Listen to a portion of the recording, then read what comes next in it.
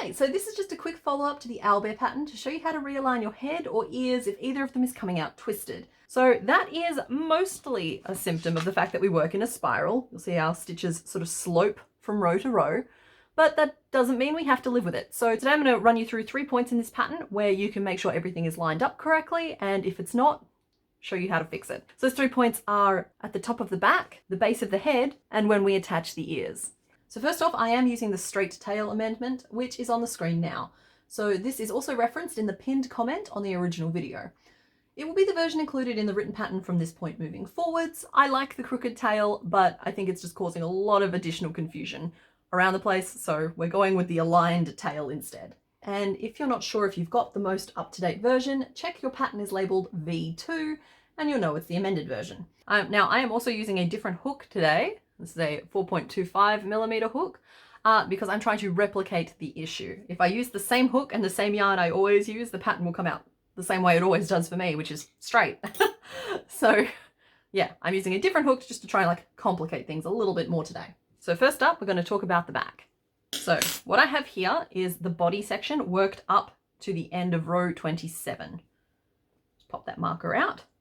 So there is my tail. And again, in case you found this video first, the full pattern is available in the other video. Like that's probably the one you're looking for if you're just trying to make the owlbear itself, but this is just an amendment. And you should have 54 stitches available in your round. Oh, look at that, you can actually see colors. Okay, so you should have 54 stitches in your round. So what we want to do is make sure that we're lining our decreases up so that they sit in the center back. So how we're going to line that up is we're going to find the tip of our tail and we're going to follow it up to our current row and find which stitch is sitting directly above it. So what I want you to do is find the tip of your tail and use your hook or a piece of yarn or a ruler and line it up straight along the body. We're then going to follow that line from the tip of the tail up to our current round until you reach the stitch sitting directly above it in your current row, which for me looks like this one here. So I've just chucked my hook in there for now so I don't lose it.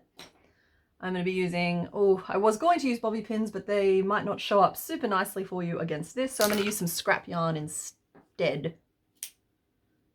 There we go. And just going to mark that stitch. So on the screen at the moment is row 28 as it appears in the pattern. You can see that it's got 51 single crochet, then a decrease, and then a single crochet. So in order to realign our head and make sure that everything is still lining up and looking straight, we want the first stitch of that decrease to fall in the stitch we've just marked. So what I'm going to do is work however many single crochet I need to get around to the stitch before our marked stitch.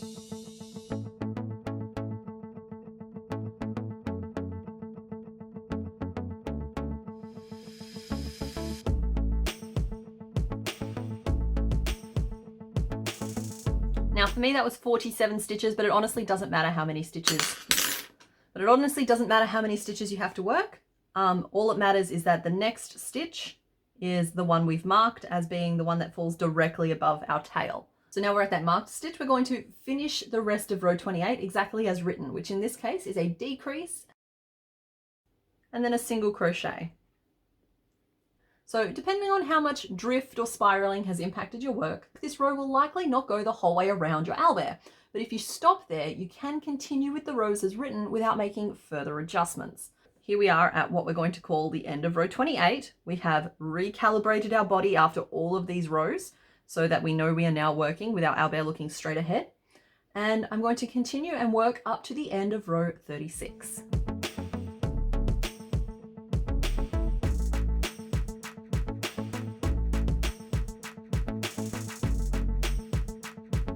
There I am at the end of row 36, and you'll see that this was the end of my row back in row 28, and now we've spiraled all the way across, and so that's just like an example of what it is we're here trying to correct today.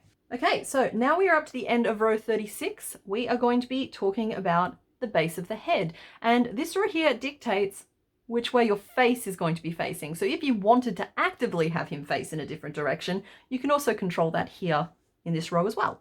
So the first thing I would like you to check is that you have 48 stitches in your row, because that's exactly how many you should have after the rows we've just done.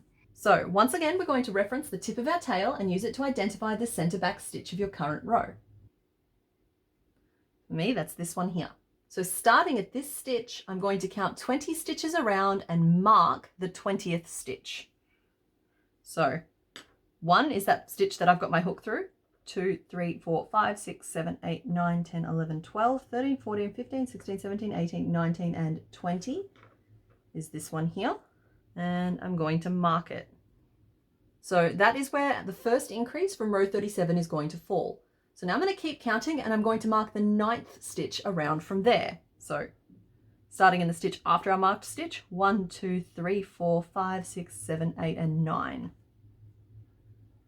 which is this one here. And I'm going to mark that one as well. So that is where the second increase from row 37 is going to fall. So these two marks both indicate the increases from the next row, and those increases mark either side of the face and will tell you right now which direction your owlbear is currently looking. Don't let the wibbly wobbliness of an unstuffed body make you worry too much about the fact that the face might look to one side. We've got the tail here and it looks like the markings are there, but if we straighten everything out, you'll see that it's a little bit more straight than it initially looked. So I am going to stuff this just to make sure that we're getting the correct face. I want it to be facing forward. So there are my two markings indicating where the increases for my face will go. And now that it's stuffed, you can see that it is actually lining up quite nicely with the tail, whereas before it did look like it was off to one side. It's just the joys of working with a floppy medium. So there's the lump at the back. So with those two markers now in place, we're going to work from our active loop, which is just where our hook is currently attached. And I'm going to work however many single crochet I need to get around to where my first marked stitch is.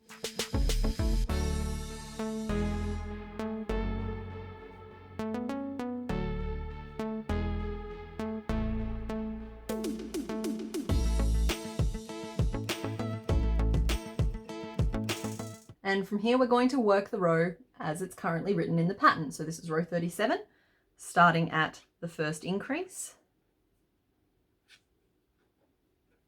then 8 single crochet,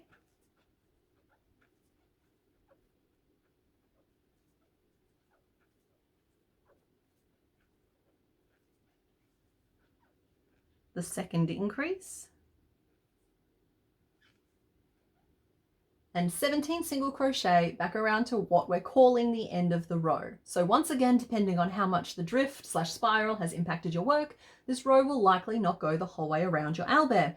But if you stop at the end of 17 single crochet, you can then continue with the rows as written without having to make adjustments to every single row. So there we are. So we have 50 stitches in our round and we're at the end of our row 37. So I'm now just going to work rows 38 through to 50 to get us up to where we're attaching the ears.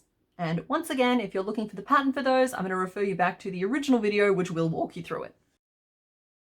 So there I am at the end of row 50, and you should be able to see your head has formed pretty nice and evenly over those marked stitches. And I've just worked those rows exactly as written. I didn't make any further adjustments. It's just, that's how powerful it is just to adjust in certain key points, and it just kind of corrects that spiral a little bit, and then the spiral kicks in and we correct it a little bit. Kicks in and we correct it a little bit. So here at the end of row 50, it's actually time to attach our ears. So the final kind of note that I've been seeing from people is ears ending up on the sides of the head. So if you've been adjusting in the same 2 points that I have, your ears should also be able to just continue on without any further adjustments. However, like if you've kind of gotten to this point in the project, you probably don't want to go all the way back to correct something like this. So this is how we correct for the ears as well, as the third and final thing. So we want the ears to sit on either side of the head, which for the majority of people means we start the row with 14 single crochet. That's the first 14. Now I'm going to attach this ear. And then it looks like I would normally work 18 single crochet across the forehead. And the second ear. Yeah, as mentioned, mine are coming out straight on either side of the head, as I would expect them to, but what if yours looked something a little bit more like this? So I've kept my markers in from before, which I dare you not to see as tiny little arms, but there we go. What if your ears look more like this? Where they're not straight on either side. They are in fact crooked. I promise they're crooked. That's the tail. See? We've got an ear lining straight up with the tail, and then one ear trying to be in the middle of the face. So what if your ears are crooked? What do we do then? Well, what we do I do suggest that you frog all the way back to the start of your row.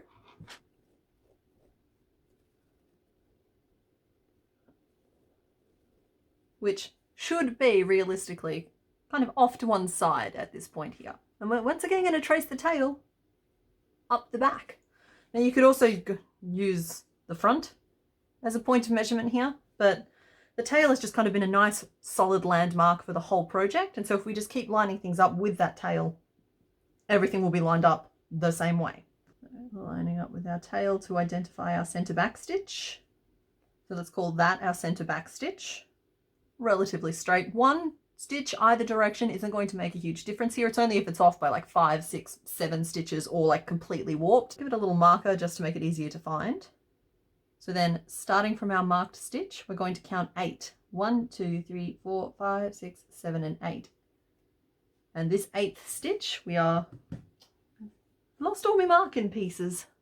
Grey will have to do. I'm just going to mark that stitch there, and that's where the ear is going to start. And that's actually the only marker that you're going to need to calibrate your ears. So I'm going to remove the center back marking, come back over here to where my active loop is, and we're going to single crochet around to where that marker is. Now, because my ears were lined up correctly when I checked this before, this should be 14 stitches for me. So let's confirm. 1, 2, 3, 4, 5, 6, 7, 8, 9, looking pretty good. 10, 11, 12, 13, 14, excellent. Which brings us to where we'll attach our first ear. So I'm just going to follow the instructions from the original pattern for that. There we are. The ears are now on straight. Once again, I would like to remind you this is an adjustment row, so don't worry too much if your stitches don't go the whole way around the row. And for a row like this, also don't be too worried if the row overlaps itself slightly. The whole point of it is just to get your stitches back into calibration and back lined up with everything else.